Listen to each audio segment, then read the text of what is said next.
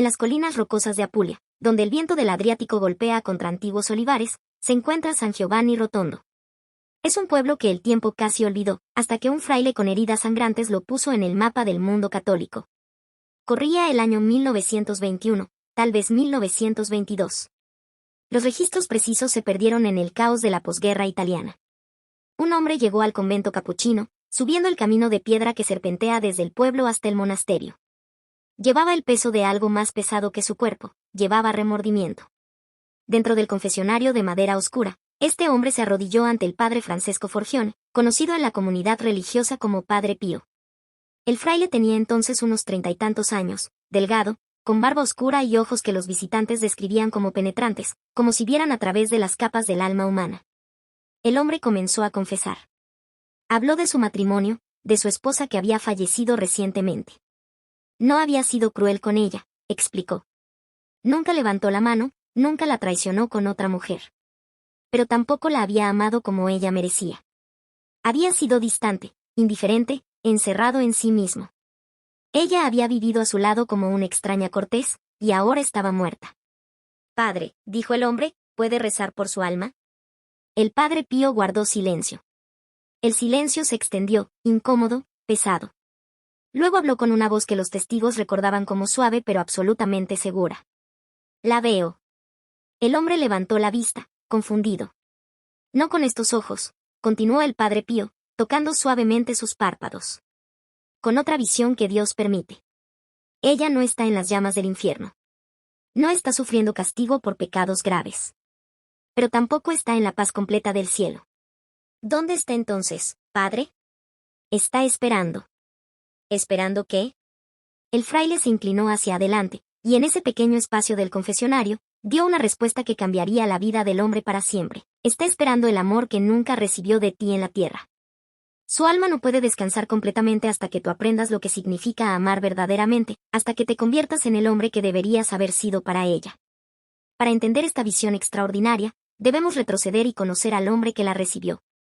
Francesco Forgione nació el 25 de mayo de 1887 en Pietrelcina, un pueblo pequeño en la región de Campania. Sus padres eran campesinos pobres. Gracio Forgione, su padre, emigró a América varias veces para trabajar y enviar dinero a casa. Su madre, María Giuseppa, era una mujer de fe profunda que rezaba el rosario todas las noches con sus hijos. Desde niño, Francesco mostró inclinaciones místicas. A los 5 años, según testimonios posteriores de su madre, le dijo que hablaba con Jesús y con la Virgen María como si fueran personas reales presentes en su habitación. La familia no le dio mucha importancia, pensando que era imaginación infantil. A los 15 años, Francesco supo con certeza que Dios lo llamaba a la vida religiosa. Ingresó al noviciado capuchino en Morcone el 6 de enero de 1903. Allí tomó el nombre de Pío, en honor a San Pío V, el Papa dominico del siglo XVI. Los años de formación fueron difíciles. El joven Pío sufría de salud frágil, bronquitis crónica, fiebres inexplicables, debilidad constante. Los superiores consideraron enviarlo a casa varias veces, pero él insistió en continuar. Fue ordenado sacerdote el 10 de agosto de 1910 en la Catedral de Benevento. Durante varios años después de su ordenación, el padre Pío vivió principalmente en su pueblo natal debido a su mala salud, aunque técnicamente estaba asignado a varios conventos. En 1916, sus superiores lo enviaron permanentemente a San Giovanni Rotondo, donde permanecería el resto de su vida. El convento era pequeño, austero, construido en piedra local. Había pocos frailes, poca gente en el pueblo, poca de nada excepto oración y silencio. Entonces llegó el 20 de septiembre de 1918. El padre Pío estaba rezando solo en el coro de la iglesia después de celebrar la misa matutina. De repente, según su propio testimonio en cartas a su director espiritual, sintió un dolor agudo y abrasador en las manos, los pies y el costado izquierdo. Cuando miró hacia abajo, vio sangre. Heridas habían aparecido en sus palmas, en el dorso de sus manos, en sus pies y en su costado, exactamente donde la tradición cristiana sitúa las heridas de Cristo crucificado. Los estigmas. Las heridas sangraron continuamente durante los siguientes 50 años, hasta su muerte en 1968. Médicos las examinaron repetidamente. Giorgio Festa, un médico de Roma, las fotografió en 1919 y confirmó que perforaban completamente las manos. Agostino Gemelli, un fraile franciscano que también era médico, las examinó en 1920, aunque su informe fue controvertido y nunca se publicó completamente. La noticia se extendió. Los peregrinos comenzaron a llegar. El ministerio principal del Padre Pío se desarrollaba en el confesionario. Allí pasaba entre 8 y 16 horas diarias, escuchando los pecados, los dolores y las historias de miles de personas. Y era en ese confesionario donde ocurrían cosas extraordinarias. Cientos de testimonios jurados, recopilados durante el proceso de canonización, atestiguan el mismo patrón. El Padre Pío conocía los pecados antes de que fueran confesados. Alberto Delfante, un abogado de Bari, testificó bajo juramento en 1935 que fue a confesarse sin intención de mencionar una aventura extramatrimonial que había tenido. Comenzó a confesar pecados menores cuando el Padre Pío lo interrumpió bruscamente. ¿Y qué hay de lo que estás ocultando? ¿Eso que te corroe por dentro? Dilo ahora. Delfante, sorprendido y aterrorizado, confesó la aventura. No había forma natural de que el fraile lo supiera. María Pompilio, una mujer de San Giovanni Rotondo, testificó en 1971 sobre un encuentro en 1943. Su hermano había muerto en la guerra en el norte de África. Ella no sabía dónde ni cómo. Le preguntó al Padre Pío si su hermano estaba a salvo con Dios. El fraile respondió inmediatamente: está en el purgatorio. Sufre por su orgullo. Reza por él. Ofrece misas. María siguió el consejo. Meses después, el Padre Pío le dijo: tu hermano ya está libre. Ha entrado en el descanso. Los registros militares confirmaron posteriormente que el hermano de María había muerto en junio de 1943 cerca de Túnez, exactamente cuando el Padre Pío lo había indicado. Entre todas estas historias de conocimiento sobrenatural, hay una que se destaca por su ternura teológica particular: la visión de la esposa que espera. La historia no aparece en los testimonios oficiales con nombres completos y fechas exactas como otros milagros documentados del Padre Pío. En cambio, emerge de la tradición oral del convento y de algunos fragmentos escritos. El rastro documental más antiguo proviene del Padre Agostino de San Marco in Lamis, uno de los hermanos frailes del Padre Pío. En su diario privado, Agostino registró entre 1923 y 1926 una entrada breve. Un hombre vino hoy, afligido por la muerte de su esposa. Padre Pío le dijo que la veía esperando, no en castigo, sino esperando que él aprenda a amar como debió haberla amado en vida. No hay nombre, no hay pueblo, no hay seguimiento. Solo la imagen, una esposa que espera. Años más tarde, el padre Eusebio Notte, otro fraile del convento, escribió en sus memorias publicadas en 1978 que había escuchado al Padre Pío mencionar esta visión en conversaciones privadas durante la década de 1920. Según Notte, el Padre Pío describió el purgatorio en esa ocasión no como fuego sino como anhelo, el anhelo del amor que no se dio ni se recibió. Para los católicos, el purgatorio no es un concepto extraño ni marginal. Es doctrina central, definida en el Concilio de Trento y explicada en el Catecismo de la Iglesia Católica, párrafos 1030 a 1032. El purgatorio es el estado de purificación final para aquellos que mueren en gracia de Dios pero que aún no están completamente libres de las consecuencias del pecado. No es castigo eterno como el infierno. Es curación temporal, preparación para el cielo. Santa Catalina de Génova, una mística del siglo XV, escribió extensamente sobre el purgatorio. En su Tratado del Purgatorio, describió el sufrimiento allí como el dolor del amor imperfecto encontrándose con el amor perfecto de Dios. Las almas arden no en fuego vengativo, sino en el fuego del deseo de Dios, un deseo que duele porque aún no están preparadas para satisfacerlo completamente. Santo Tomás de Aquino, en su Suma Teológica, suplemento, cuestión 71, enseñó que las oraciones de los vivos pueden ayudar a los muertos en el purgatorio. Las misas ofrecidas, las limosnas dadas, las oraciones rezadas en nombre de un alma difunta pueden acortar su tiempo de purificación. Pero la visión del Padre Pío añade un matiz extraordinario. La esposa no espera simplemente que pasen los días o que se ofrezcan suficientes misas. Espera que su esposo se transforme. Espera que él se convierta en el hombre que debió haber sido, que aprenda a amar de verdad, no solo en teoría sino en práctica encarnada. ¿Es esto teológicamente posible? Sí, dentro de la doctrina de la comunión de los santos. La Iglesia enseña que todos los bautizados, vivos y muertos, están unidos en un solo cuerpo místico con Cristo como cabeza. Las acciones de un miembro afectan a los demás. El amor, la oración, el sacrificio de una persona en la tierra puede alcanzar y beneficiar a alguien en el purgatorio. Si el esposo frío se arrepiente, si aprende paciencia, bondad, sacrificio, Si se convierte en un canal de gracia a través del cual el amor de Dios fluye hacia otros, entonces sí, teológicamente, ese crecimiento puede alcanzar a su esposa difunta. Puede aliviar su espera. Puede purificar la herida que ella lleva, la herida de no haber sido amada. Un testimonio clave proviene de Claudio Morcaldi, un residente de San Giovanni Rotondo que trabajaba ocasionalmente en el convento como asistente laico. Morcaldi testificó bajo juramento el 9 de abril de 1974 durante la fase diocesana del proceso de canonización. Su testimonio está archivado en la Curia Diocesana de Manfredonia.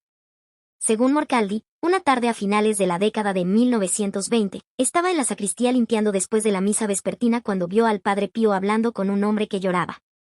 El hombre acababa de salir del confesionario. Morcaldi no escuchó toda la conversación, pero captó claramente las palabras del Padre Pío. Ella no está perdida. Está esperando. Debes aprender a amarla ahora, incluso ahora. El hombre preguntó, entre sollozos, ¿cómo puedo amar a alguien que está muerta? El Padre Pío respondió, convirtiéndote en quien Dios quiso que fueras. Amando a otros como deberías haberla amado a ella. Ese amor la alcanza. Morcaldi recordaba estas palabras exactas porque lo habían desconcertado. Más tarde, le preguntó al Padre Pío qué había querido decir. El fraile le explicó pacientemente. Cuando un esposo aprende finalmente a amar, cuando su corazón se abre y se vuelve generoso, ese cambio no se queda solo en la tierra. Alcanza a aquellos que sufrieron por su falta de amor. En el misterio de la comunión de los santos, el amor cruza incluso la muerte. Otra pieza del rompecabezas proviene del Dr. Giuseppe Guso, un médico que visitó San Giovanni Rotondo en 1931. Guso vino para examinar los estigmas del Padre Pío para un artículo en una revista médica. Mientras estaba allí, asistió a misa y decidió confesarse. En una carta fechada en diciembre de 1931, ahora conservada en los archivos capuchinos de Roma, Guso escribió sobre su experiencia. Esperaba que el Padre Pío me hablara de mis pecados, de mis debilidades morales. En cambio, me habló de las almas en el purgatorio. Me dijo que el mayor sufrimiento allí no es el fuego, sino esperar el amor que fue rechazado o nunca dado. Guso encontró esta afirmación extraña. Como médico formado en un marco científico, esperaba que el purgatorio, si existía, se describiera en términos de expiación legal o castigo temporal medido. Pero el Padre Pío lo enmarcó relacionalmente, almas que esperan amor. La carta de Guso no menciona específicamente a la esposa en la visión, pero el lenguaje es idéntico. El hilo teológico es el mismo, es importante entender el contexto en el que surgió esta visión. Durante la década de 1920, el Padre Pío estuvo bajo investigación eclesiástica intensa. El Vaticano, específicamente el Santo Oficio, ahora llamado Congregación para la Doctrina de la Fe, recibió informes contradictorios sobre él. Algunos lo consideraban un santo viviente. Otros sospechaban fraude, histeria o incluso influencia demoníaca. En junio de 1923, el Santo Oficio impuso restricciones severas al ministerio del Padre Pío. No podía celebrar misa públicamente, solo misas privadas. No podía mostrar los estigmas. No podía escuchar confesiones excepto en casos de emergencia. No podía escribir cartas de dirección espiritual para publicación. Las restricciones duraron 10 años, hasta julio de 1933. Durante esa década, el Padre Pío obedeció sin protestar. Se retiró a su celda, rezó, sufrió en silencio. Los peregrinos seguían llegando, pero solo podían verlo brevemente, pedirle bendiciones a través de la puerta del convento. Fue durante este periodo de silencio forzado cuando la visión de la esposa que espera aparentemente se compartió, probablemente solo una vez, probablemente solo a ese hombre en el confesionario, en circunstancias que no se registraron oficialmente. Y sin embargo, la historia sobrevivió. Se transmitió oralmente entre los frailes, entre los visitantes cercanos al convento, eventualmente encontrando su camino a escritores espirituales que vieron en ella una ilustración poderosa de la doctrina del purgatorio. De todos los milagros atribuidos al Padre Pío, sanaciones físicas, bilocaciones, estar en 2 lugares al mismo tiempo, el don de leer corazones, ¿por qué esta historia particular, sin nombre ni fecha precisa, se ha extendido tan ampliamente? Porque toca una herida universal. En Italia, especialmente en la década de 1920 y 1930, muchos matrimonios eran arreglados o al menos fuertemente influenciados por consideraciones familiares y económicas. Se esperaba que el amor creciera con el tiempo, pero no siempre sucedía. Las mujeres, en particular, soportaban matrimonios sin afecto. No había divorcio. La separación era rara y socialmente estigmatizada. Aguantaban en silencio. Cuando morían, llevaban consigo ese anhelo no satisfecho, el anhelo de haber sido amadas verdaderamente. La visión del Padre Pío nombra ese anhelo. Le da validez teológica. Dice que ese dolor no desaparece con la muerte, debe ser sanado, y la sanación puede venir incluso de un esposo vivo que finalmente aprende a amar. Eso es extraordinariamente consolador para quienes quedaron atrás con remordimiento. No es demasiado tarde. Todavía pueden hacer algo. Su transformación importa, no solo para ellos mismos sino para las almas de quienes fallaron en vida. Santa Faustina Kowalska, la mística polaca que murió en 1938 y fue canonizada en 2000, escribió en su diario, entrada 154, que en una visión vio almas en el purgatorio sufriendo intensamente porque no amaron lo suficiente en la tierra. Escribió, su mayor tormento es el anhelo de Dios, pero también el anhelo del amor que no lograron dar y recibir. Santa Faustina probablemente nunca conoció al Padre Pío ni sus visiones, pero hay una coincidencia notable en sus descripciones del purgatorio. Ambos describen el sufrimiento allí no principalmente como castigo sino como anhelo, como el dolor de la capacidad no realizada de amar y ser amado. Esta comprensión del purgatorio es más relacional que judicial. No se trata de que Dios pese pecados en una balanza y asigne tiempo de castigo. Se trata de que el alma, frente al amor perfecto de Dios, reconozca cuán imperfectamente amó y deba ser sanada de esa imperfección.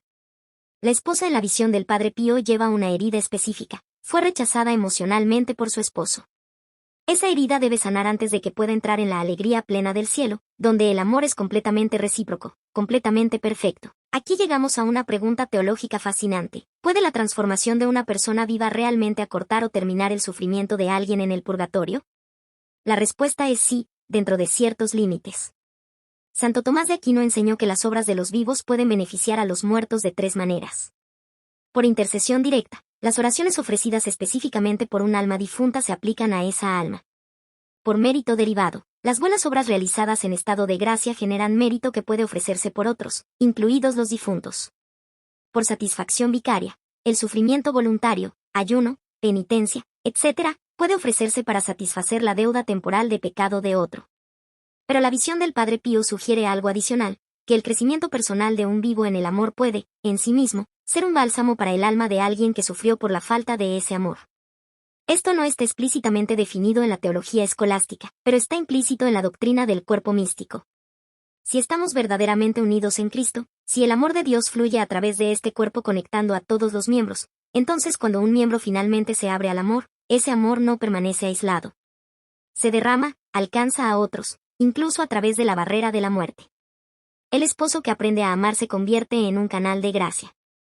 Esa gracia fluye hacia atrás, por así decirlo, hacia la esposa que esperó toda su vida terrenal para recibir tal amor. Aquí surge otro misterio, ¿cómo funciona el tiempo en el purgatorio? Santo Tomás de Aquino argumentó que el purgatorio existe fuera del tiempo terrenal tal como lo experimentamos. No se puede medir en minutos, horas o años. El alma experimenta duración, pero esa duración no se corresponde directamente con los relojes de la tierra. Entonces, ¿qué significa que la esposa espera? Si el esposo se arrepiente hoy, su esposa, que murió hace 10 años, ¿siente alivio inmediato en ese momento? ¿O el efecto es retroactivo, fuera de nuestro marco temporal? La Iglesia no ha definido esto. Es un misterio dentro del misterio mayor de la vida después de la muerte. Lo que podemos decir es esto, desde la perspectiva del esposo vivo, su transformación importa ahora. Desde la perspectiva de la esposa en el purgatorio, existe en un estado de espera hasta que se cumpla alguna condición, y parte de esa condición involucra la transformación de su esposo. Como estos dos marcos temporales se cruzan está más allá de nuestra comprensión completa. Después de que se levantaron las restricciones en 1933, el ministerio del Padre Pío se expandió dramáticamente.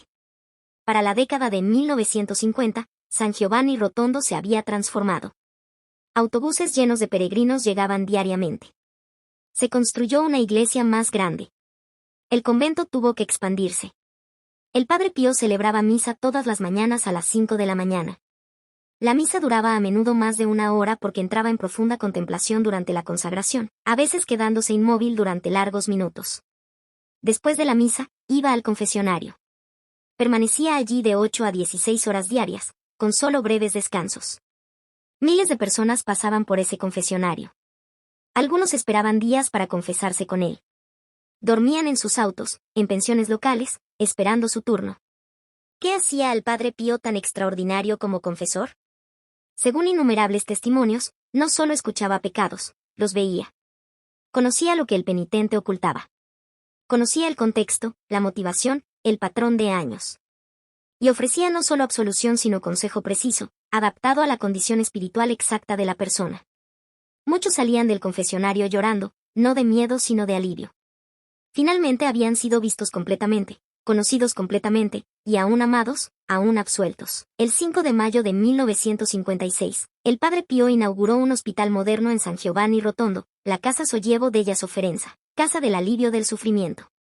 Fue financiado completamente por donaciones de peregrinos de todo el mundo.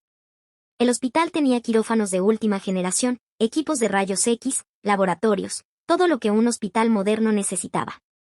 El Padre Pío insistió en que se atendiera a todos, independientemente de su capacidad de pago. Los pobres recibirían la misma atención que los ricos. Hoy, el hospital es uno de los más avanzados del sur de Italia, con más de 1000 camas y departamentos especializados en oncología, cardiología y cirugía. El Padre Pío lo llamó su obra maestra, más importante incluso que los milagros o los estigmas. ¿Por qué? Porque encarnaba el amor práctico. No solo hablar de amor sino mostrarlo tangiblemente, aliviando el sufrimiento físico así como el espiritual. En sus últimos años, el Padre Pío estaba físicamente agotado. Dormía 3 o 4 horas por noche. Comía muy poco, un poco de pan, verduras, agua.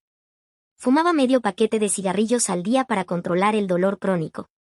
Sus pulmones eran débiles. Tosía frecuentemente. Pero seguía trabajando.